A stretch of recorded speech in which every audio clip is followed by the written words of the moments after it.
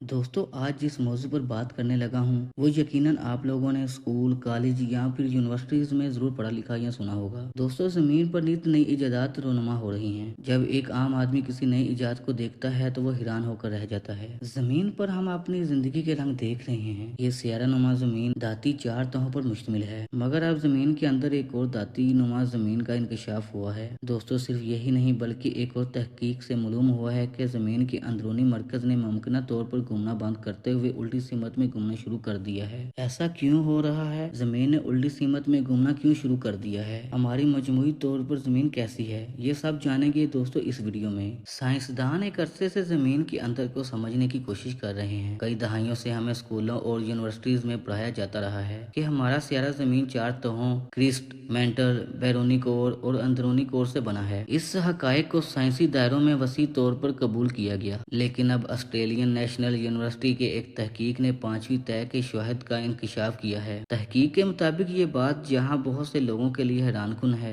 लेकिन वही कुछ साइंसदान इससे बिल्कुल भी हैरान नहीं। ANU के रिसर्च स्कूल से अर्थ साइंस के डॉक्टर थान सोन पाम ने वजाहत की कि इनर कोर के अंदर एक धाती गेंद के वजूद का कियास तकरीबन 20 साल पहले पेश किया गया था, जो कि जमीन के अंदर तय का तकरीबन 5% हिस्सा है, जो कि लोहे और निकल के मराकब में मिल जाता है। जमीन के अंदरून तरीन तय एक ठोस गेंद की मानद है और इसका निस्फ कतर तकरीबन 1200 किलोमीटर है। इतनी गहराई में होने की वजह से साइंसदान इस तह की बराह रास्त तहकीक तो नहीं कर सकते, लेकिन वो इसकी तय से गुजरने वाले जलजले के लहरों की मदद से समझने की कोशिश करते हैं। इस ठोस गेंद का 85% हिस्सा लोहे का बना हुआ है, लेकिन 10% हिस्सा निकल नामी धातु का। साइंसदानों ने जलजले के लहरों का तजिया करके जमीन की एक नई तह तलाश कर ली। चट्टान की नई तह का मतलब यह है कि एक ऐसा वाकया है जो बहुत अरसे पहले हुआ था, जिसने कुराए अर्ज के मरकज पर बड़ा असर डाला था। माहिरीन गुज़िश्ता एक दहाई में 200 जल्जलों और झटकों के दौरान पैदा होने वाले जल्जलों के सरगर्मियों का मुताला करके अपने इस नतीजे पर पहुंचने में कामयाब हुए। साइंसदानों का ख्याल है कि जमीन के अंदरूनी हिस्से की एक और तय कोर से मुख्तलिफ ज़ाविये पर वाक़िया है, जिसकी वजह से जल्जले की लहरें इस ज़ाविये पर सफर करती हैं। इन्होंने खास तौर पर इस चीज को मरकज में मुताला रखा कि जल्जले की लहरें जमीन के अंदरूनी हिस्से से कितनी तेजी से गुजरती हैं। ये लहरें जमीन के मरकज से बराह रास्त सफर करती हैं और जल्जले के मुकाम पर वापस आने से पहले जल्जले के टर्कर पॉइंट, जिसे एंटीपोड भी कहा जाता है, के मुखालिफ सीमों से बाहर निकलती है। माहिरीन का कहना है कि गुंजान आबाद सिस्मोग्राफ नेटवर्क्स के जरिए रिकॉर्ड किए गए सिग्नल्स को बढ़ाने के लिए एक तकनीक तैयार करके हमने पहली बार जल्जले की लहरों का मुशाहिदा किया, जो जमीन के कत्तर के गिर्द 5 बार आगे पीछे उछलती है। पिछली तहकीक में सिर्फ एक ही एंटीपोडल उछाल रिकॉर्ड की गई है।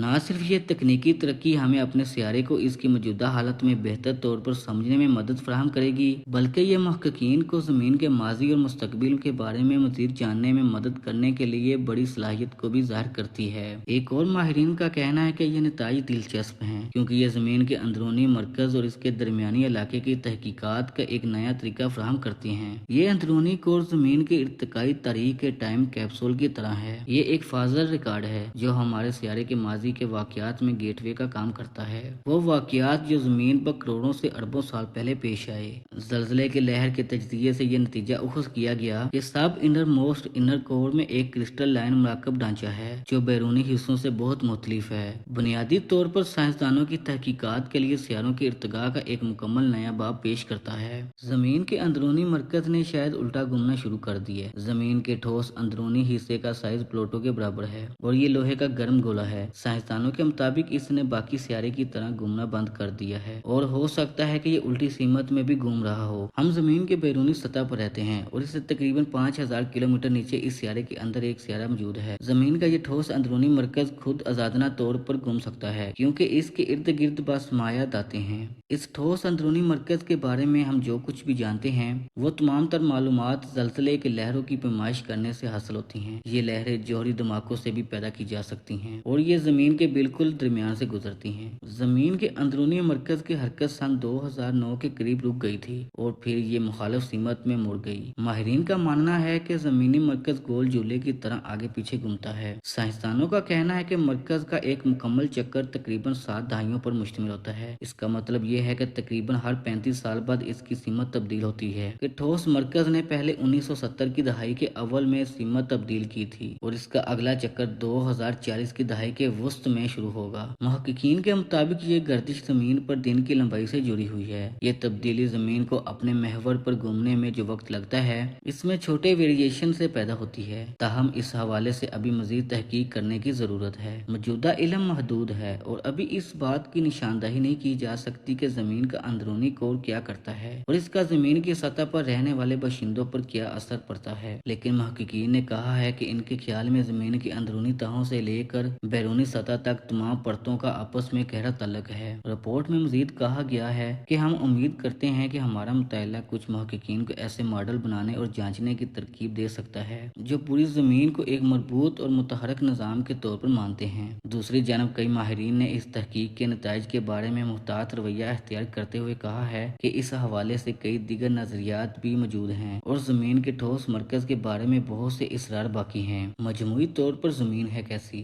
زمین کی سطح جسے قشتر ارض کہا جاتا ہے دراصل نہایت باریک سی جلی ہے۔ یہ سطح زیادہ سے زیادہ 70 کلومیٹر گہری ہے۔ زمین کا انر کور یا ٹھوس مرکز لوہے اور نکل کا بنا ہوا ہے، جبکہ اوٹر کور یا مرکز کا بیرونی حصہ لوہے اور نکل کی مائع شکل میں ہے۔ اس بیرونی مرکز اور زمین کے بیرونی سطح کے درمیان کا فاصلہ تقریباً 2900 کلومیٹر کا ہے۔ زمین کا ٹھوس مرکز مجموعی طور پر تقریباً 2600 کلومیٹر کا ہے، جبکہ اوٹر کور 2250 کلومیٹر کا ہے۔ زمین کے مرکز میں لوہے کی موجودگی اور پھر زمین کے اپنے محور پر حرکت کی وجہ سے زمین اپنے گرد ایک مقناطیسی میدان بناتی ہے، یعنی یوں کہنا مناسب نہ ہوگا کہ زمین ایک گھومتا ہوا مقناطیس بھی ہے۔ اسی مقناطیس کی وجہ سے سورج سے نکلنے والی تابکار شعاعیں اور ذرات زمین کی سطح پر نہیں پہنچ سکتے، بلکہ زمین کا الیکٹرو میگنیٹک فیلڈ یا مقناطیسی میدان انہیں باہر سے ہی دفع کر دیتا ہے، جبکہ ایسے ذرات جو زمین تک پہنچتے بھی ہیں وہ بھی قطبین کی جانب مڑ جاتے ہیں۔ قطب شمالی حتیٰ کہ یورپ کے انتہائی شمالی علاقوں میں ناردرن لائٹس اسی مظہر کا ثبوت ہے۔ اگر زمین کا مقناطیسی میدان موجود نہ ہو تو سورج کی تابکار شعاعیں زمین پر زندگی کا خاتمہ کرتے ہیں۔ زمین کے گرد مقناطیسی میدان اہم ہے کیونکہ اس نے زندگی پیدا کرنے میں مدد کی۔ مقناطیسی میدان زمین کو سورج کی نقصان دہ شعاعوں سے بچانے میں مدد کرتا ہے اور پانی کو خلا میں جانے سے روکنے میں مدد کرتا ہے۔ پھر زمین کے کرہ ہوائی یعنی زمین کی سطح سے اوپر چاروں جانب ایک نظر نہ آنے والے غباروں کی طرح بہت سی گیسوں کی موجودگی زمین پر زندگی کی ضمانت دیتی ہے۔ یہی کرہ ہوائی زمین کے جانب بڑھنے والی خلائی پتھروں کو رگڑ کی قوت کے ذریعے ہوا میں ہی جلا کر خاک کر دیتا ہے۔